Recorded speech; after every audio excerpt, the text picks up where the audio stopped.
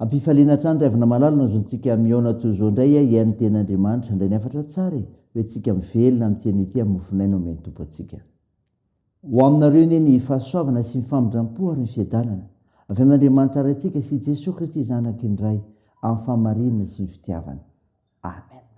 Talata 14 aprily 2020 ibanjenantsika ireo hevitra hoe mpandresy ny tompo andeha ry havana idera sy ankalazan'andriamanitra isika. Miderahany Jehova fa tsara izy fa mandrakizay famindrampony aoka anao izany navotany Jehova dia izay navotany ho afaka tamin'ny tany amin'ny fahavalo sy nangony avy tany amin'ny tany maro dia avy any tany atsinanana sy andrefana ary tany avarara sy tany amin'ny ranomasina. Amen.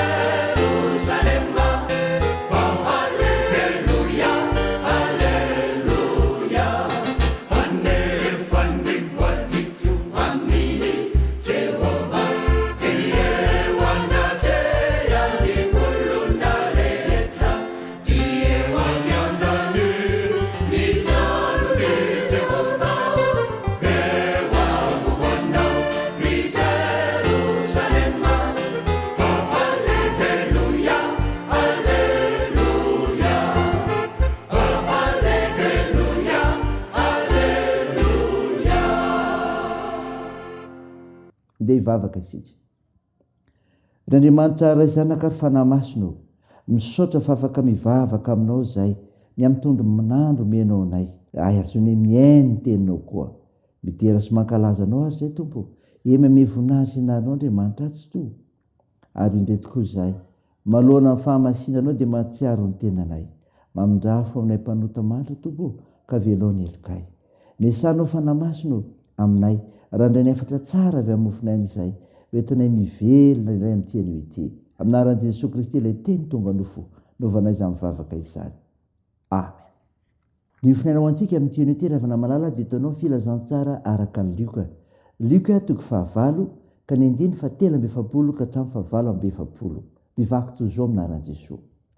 Ary nisy vehivavy anankiray naraha 12 taona izay efa nandany ny fananany rehetra tamin'ny mpanao fanafody nefa tsy nisy nasitranana azy akory.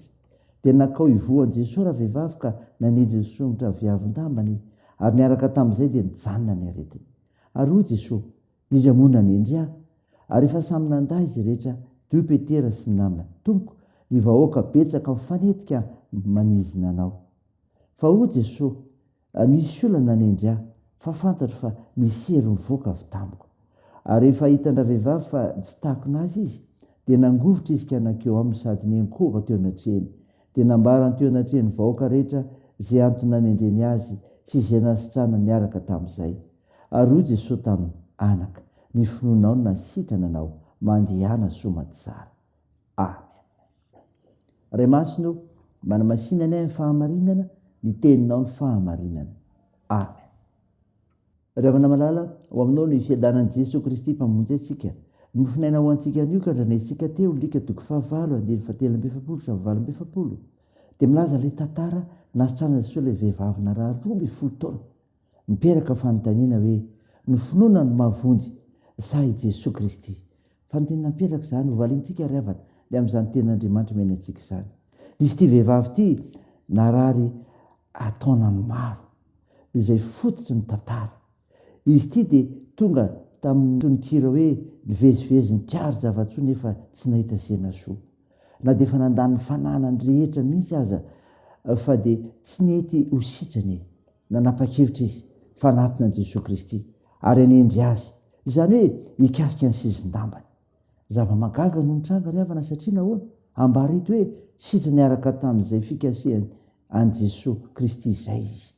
Ankila zany koa dia tsy neveriny Jesosy velively ny anasanana azy satria raha nitoejavatra n'izy dia nisery fotsiny tsapan Jesosy niala taminy fa tsy nifankahita tamin'ny akory izy ilay vehivavy. Tsy niresaka tamin'ny velively ilay vehivavy na niangavy azy hanampy sy hasitrana azy. Tsy nisy avokoa izany rehetra izany kanefa dia nasitrana ilay vehivavy izy. Tena zava-mahagaga izany ry havana. Tsy asiantsika ady hevitra moa izany fa izany no mahandriamanitra azy maisy mavita ny zavatra rehetra. Ny tia nambara amin'ny mpamaky fotsiny dia izao ho anao mihaino koa mba natona azy fa manana vahaolana ho an'ny olona rehetra Jesosy. Izany no mahatonga fanontaniana hoe i Jesosy Kristy sa ny finoan'ilay vehivavy no nahasitrana azy? Tsy maintsy Jesosy Kristy no manasitrana kanefa tsy misy izany raha tsy nino ilay vehivavy. Saina izany ry havana teo n'Andriamanitra ery voninahitra. Amen. Andeha hivavaka isika. Andriamanitro, misaotra ny mofinaina nomenao anay izay manazavany amin'izay ahazoana famonjena tokoa dia ny amin'ireo dingana narahana eto manatona Jesosy nanendry azy amin'ny finoana ary Jesosy manasitrana. Mivavaka aminao izay ny amin'ny asan'ny fiangonana Tompo, mitoro ny filazantsaranao, mitora ilay Jesosy Kristy nandresy ny fahafatesana ny amin'izany fahagagana ataon'i Jesosy izany koa fa mpanasitrana izy. Tompo, da eo ary ny ezaka rehetra atao hanapariana izany. Mivavaka aminao izay ny anasitranareo marary Tompo, ny hitahinareo asa fitsaboana ihany koa, ampinoanareo azo ny manjo, amonjenareo mahatra sy sahirana, anohananareo marefo zokiolona. Mivavaka aminao izay Tompo, ta io ny fiazakazahana indray amin'ny teny ity, ny asa fivelomana, ny fikasana tsara rehetra, izay rehetra ho tanterahanay, ny fianarana, ho tahinao izay, ho tantaninao izay, dia miarovanay. Ta io Tompo ny firenenay.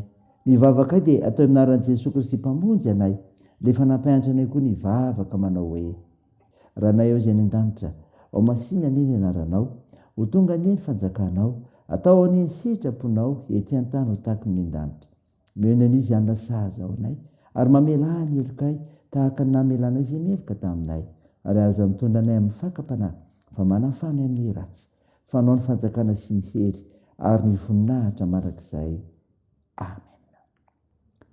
Raha izay finoana ry havana handrijodrana totra anao amin'anaran'i Jesosy Kristy. Ilay Andriamanitra alohan'ny fanantenanany hameny fifaliana sy fiadanana tanteraka anareo no ny finoanareo, mba hampitomboana be dia be ao aminareo ny fanantenana no ny hery fanahy masina. Amen. Teo n'Andriamanitra irery ny voninahitra amin'ny anaran'ny Ray sy ny Zanaka ary ny fanahy masina.